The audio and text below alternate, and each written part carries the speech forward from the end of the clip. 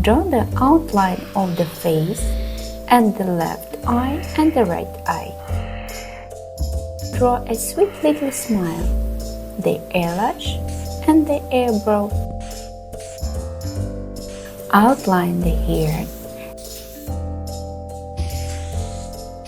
and add the right ear and the left ear.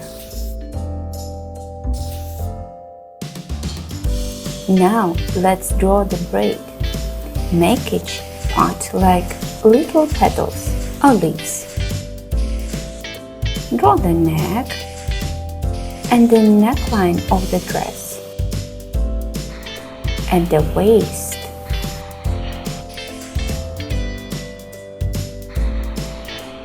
and the skirt.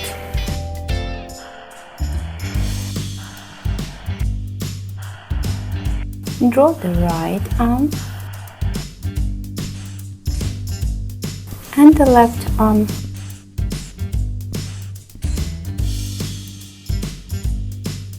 Now the train. And our Elsa is ready. Let's start coloring.